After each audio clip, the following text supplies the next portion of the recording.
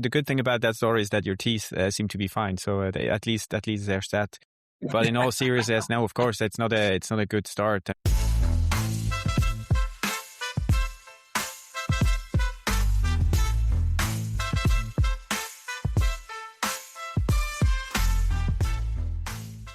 Hello, and welcome to the Attorney Business Development Podcast. My name is Bill Burns, along with my co-host, Tobi Steinemann. We're going to talk about what I call the 7 essential business development questions. Hi, Bill. Where do we start? This is an approach I teach to attorney clients to help them have a framework for pursuing business development. Often I find that attorneys just don't know where to start. And as a result, they're paralyzed by they have too many ideas and they don't know which ones are good ideas. They just don't know what to do. On the contrary, rather than being paralyzed, sometimes they panic and try to do everything, which is just as ineffective and not sustainable. And then also I see attorneys who just kind of rush to what I call the 5th question, which is, how do I sell the client? Everybody's ready just to go out and pitch the client immediately. But I think there's a lot of steps you need to do before that can help ensure your success. So what would be the seven essential questions or steps? Are they steps or questions? Well, they're really both. I put them in the form of a question because it's more of a way to ask yourself whether or not you can answer the question. The first one is,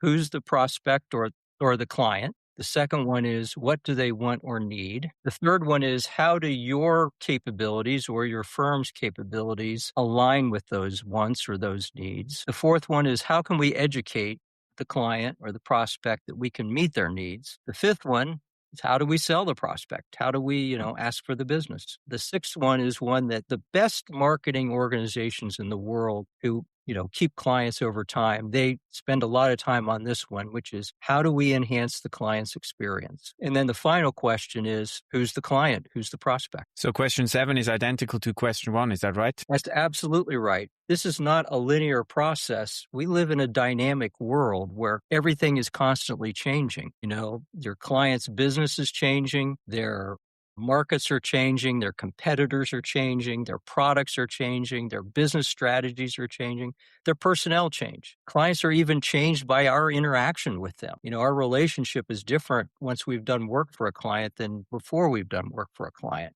So it's not a linear process, it's a circular process where you have to continually ask the 7 questions. And that's very important because attorneys spend a ton of time, firms spend a ton of time, a ton of money trying to acquire new business. New business is expensive to acquire in terms of time and resources. And, once you have that client, you want to make sure you can maximize the relationship and continue to do good work for them. Maybe before we dive into the questions, just for me to understand how you actually apply this, how you use this. Is this something that you use for new clients, or is it something that your attorneys, they regularly have to answer these questions for all their existing clients? Or how do you use that in practice? It's not like, okay, you got to go through these steps and this is what we do. Like, this is the process and, that's enforced. No, it's more of a tool that I use to counsel and coach attorneys through specific situations. It's really a way to get people to stop, to organize their thoughts, and to think in a logical and effective way about how to proceed in pursuing a client. Because there's lots of ways that pursuing a client can go very wrong if you're not paying attention to all the aspects that all the things you need to know about that client. I can imagine it also helps in building and maintaining a sort of mindset with the attorneys in the way how they look at their business and how they look at their relationships, just that they have these kind of questions that they need to answer in their mind. This is a way to kind of step back, take a deep breath, examine where you are in the process and see what you need to do next. An attorney thinks, a lot about their capabilities. They're very proud of what they've accomplished, and rightly so. And, I kind of call it window gazing business development. They look out the window and they see a company and they think, I'm a great corporate attorney. They should hire me for M&A, or I'm a fantastic litigator. They should hire me to, protect their products or whatever it is that they need to do in litigation. And they do that without having any idea what that company wants or needs. So they see that company, they think, I'm going to try to get a contact there. They get a contact. They get a lunch scheduled. They're real excited and they go to the lunch and they spend the whole time talking about themselves. And then they come back from the lunch and they say, well, that didn't work. I didn't get any work from them. If you're not paying attention to what they want or need, you might as well be trying to sell them buggy whips because, if you're trying to sell M&A to a company that's not acquisitive, you're not going to have success.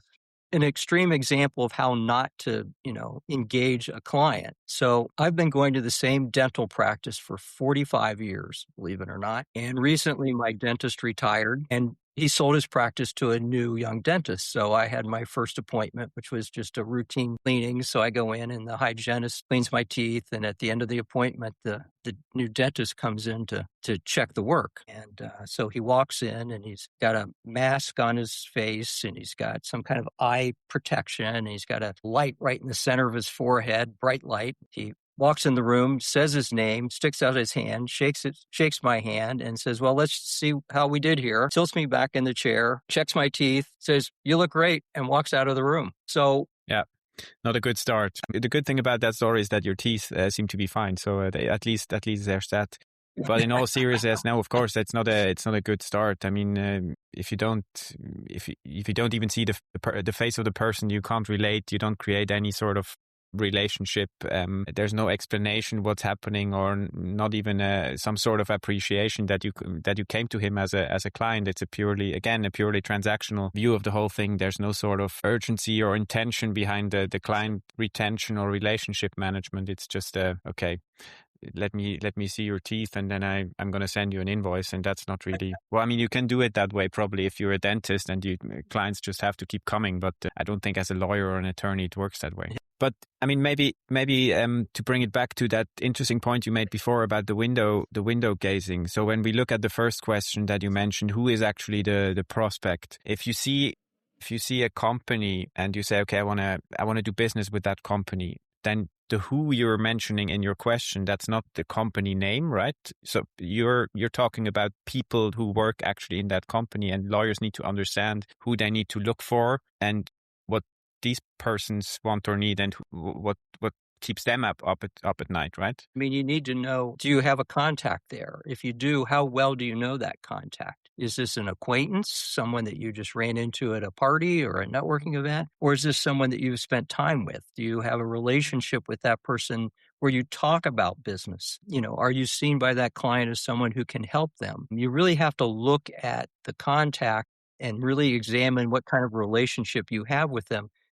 Do you have any sort of tips for lawyers how they can figure out who in a company they should approach? Well, I think the most simple and direct way is to ask. Take your contact out to lunch, have a conversation, say, hey, I'd like to, learn more about your business. How do you guys buy legal services? Who buys legal services? Who are the decision makers? Is it the general counsel? Is it the CEO? Is there a procurement process? The procurement department, are they driving this? Often when I talk to people about this, I say, first question is, who's the client or who's the prospect? And they go, well, that's pretty obvious. And I say, well, okay, let's examine it in more detail. And all of a sudden, it's not so. So culturally, from my point of view in Switzerland, people are a little more discreet maybe, or not that forward. So if you had these conversations like that, I would think that some prospects maybe think, okay, we're trying to sell them something. Is that not an issue in the US? Can you be that forward? I think if you handle it the right way, you can be that forward. I think people appreciate, at least in the U.S., people appreciate you being upfront. And I guess, I mean, if we think about it as a circular system, then the better you get to know a person, and the more you've worked with a person, the more questions you can ask, right? And the more direct you can also be. Absolutely. I mean, why would you spend a lot of time trying to develop a relationship with a potential client and not get the knowledge that, for example, they have a panel of counsel and you have to be an approved counsel on this panel to actually get work from the client? You could spend a lot of time without asking that simple question about how does your company hire law firms, or what do they look for in law firms? You can ask a lot of questions that are really about the company. They're not about you, that can give you a lot of information about how you proceed. Actually, in the preparation this morning, I quickly went back through my my MBA notes. There's a slides from our advanced marketing class, and there in the first course, it was discussed about different organizational models and how you as a seller need to understand that there are different layers in this. So there's an organizational model, or there's a rational model. That's the first one. So there it's basically about whether your offer is good enough. Then there's an organizational model. So you need to understand how these companies operate. And then there's a personal model. So every person has their own challenges and goals, right? And when you approach someone, then you need to make sure that you not only consider the firm's strategic goals. Obviously, they want to try to achieve something and they want to do good business. But all these people, they have personal interests, things that keep them up at night. It's their boss that has an issue with them, or they need to deliver something, or they're scared of, I don't know, missing a deadline or something. So these are all personal goals that don't necessarily have something to do with a strategic goal. Oh, absolutely. For example, that might be an assistant general counsel who's been told by the general counsel, "Hey, we need to reduce our legal spend by 10% this year." And so really the challenge that individual faces is, okay, how do I get everything done I need to get done? And how do I do it with 10% less money? And you have to understand that challenge in order to actually be able to have an effective sales approach with that individual. That's how I remembered actually these slides. So it was understanding the whole process and the whole model, and then in order to be able to influence the whole thing, and influence not in a kind of dirty way that you want to try to influence them in a bad way, but just to be able to provide them with an offer that is really helping with the right problem. Again, back to my buggy whips example, you're giving them something that's totally useless because they have a completely different goal. The other thing I think that a lot of people don't stop to think about is, how would this prospect fit into the firm they're in? For example, if we do work for this company, would it create a conflict with another existing client, whether that's an ethical, legal conflict or a business conflict? Often I find that, I'll have a conversation with an attorney and they'll say, "Hey, I want to, produce some information for this prospect." And, I'll say, "Well, have you run a conflicts check?" And sometimes that stops the whole process right there because you realize you just can't do business with that individual or with that firm. So it all sounds quite time consuming. Well, really, it isn't time consuming. It's almost like, I'd rather spend 5 minutes now rather than an hour later that's wasted. I think it's about being efficient and effective with your time, and also being able to present yourself as a credible individual, a credible attorney who that prospect would want to do business with. And then because you have to know the client or the prospect, you also have to know the best way to convince them or to present to them that this is a better approach than what they might have initially suggested to you. Again, requires that kind of trust that they see you as the expert that you are. Absolutely. I mean, we've talked about on these episodes, the impact of artificial intelligence and the commoditization of some legal work. This is where you really separate yourself from not only the competition, but from these, commodity approaches, AI approaches where people think they can, plug a question into AI and get the answer. Often there's a lot more depth to it, and and only through that conversation and through that exchange of information can you get the information that you need to be able to provide that depth, to provide a different approach, to provide a different perspective, a better perspective that really solves the client's problem. That's the essence of being an attorney right there. Indeed. Maybe a last question about like figuring out who the client is. Is there sort of a best practice in order to find a new client? I mean, in the sense of, do you look for a company and then look for the people, or do you look to meet people and then check if that is an interesting company, or is there no blueprint to how to do things? Well, I don't think there's a blueprint because a lot of this stuff happens accidentally in terms of the contacts that you make. But I think it's essentially developing those personal relationships is first. Whether that personal relationship turns into work with that individual's company or whether that turns into work through a referral that person makes. I think it's all about making those personal connections that turn into company connections. And so all the things that we talked about now and all the things that you explained about how you work with this framework and this circular model, is that something that resonates with the lawyers that you coach? Do they understand why this is important and what you mean? Do they apply it as well, or is there resistance or anything else?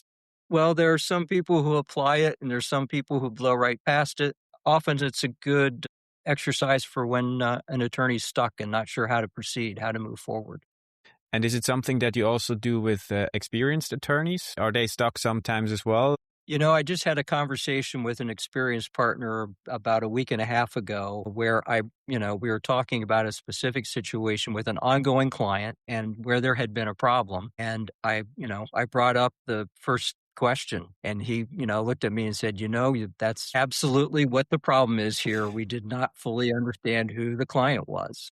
Another thing that I can imagine where this is interesting is in terms of like generational changes. So if you have a good relationship at partner level or more experienced partner level, but these two people, they grow older and at some point there is a change within the organization, you need to prepare for that as well. So you need to also make sure that your younger partners or younger senior associates are ready to take over that relationship, I guess. Absolutely. I mean, you got to figure out how does that client like to work? Say you're, a younger attorney and you've inherited the work and this contact at the general counsel is from a different generation, or even if it doesn't matter if they are from a different generation, everybody has a different work style. And you have to figure out that person's work style, that person's communication style. So again, asking that question about who's the client can help not just in getting business, but in delivering great client service. Does it ever happen if you so you're working on a prospect or you're even with an existing client when you realize, okay, the relationship between the person that you have on that project as a front person and the person on the client side, it doesn't really click there, it doesn't really work. And it might be due to that person. So you exchange that person, and if so, how do you communicate that to the lawyer, and who decides it? I think the best way is to sit down and talk with the lawyer about what's breaking down in the communication and how can they fix it, and make sure they're fully engaged in trying to repair the problem and take a new approach. And only after you've gone through that conversation can you really go through the conversation about, well, hey, maybe it's time to make a change here to get somebody else involved. Because, obviously you want to do it in a way that is respectful of everybody who's involved in that situation. And those are tough situations. Those are very difficult situations. But I think if you confront it and talk about how to do it better or how to fix it, that's better than just ignoring it and hoping it'll go away. Which it probably won't. So it's better to look for a solution and give the both sides a way to save face, right, and come out of this as winners, or at least not as losers, right? Absolutely. I'd rather have us solve the problem than have the client solve the problem, taking the work somewhere else.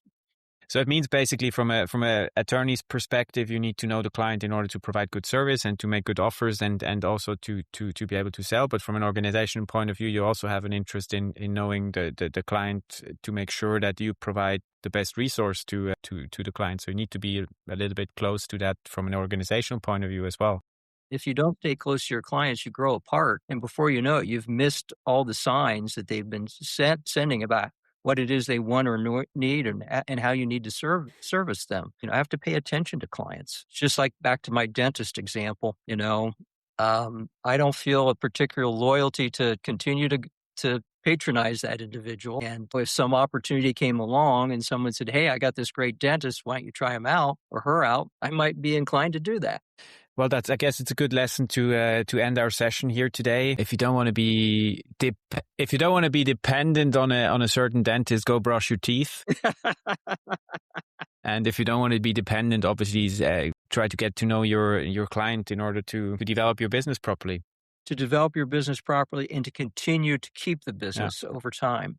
So, Bill, that was the first step of your 7 essential business questions. We've come a long way. We've done 10 episodes, the 10 episodes we've promised. What do you say? Do you feel like going on for a little bit? Well, we can at least bore people with 6 more steps. I don't know if it's 6 more episodes, but we can bore people with 6 more steps. At least there's a promise this will continue. We've received some good feedback and obviously are enjoying this a lot. At least I am. And you are still here, Bill. So I guess you're ready to keep going for a little bit. And I look forward to speaking to you next time.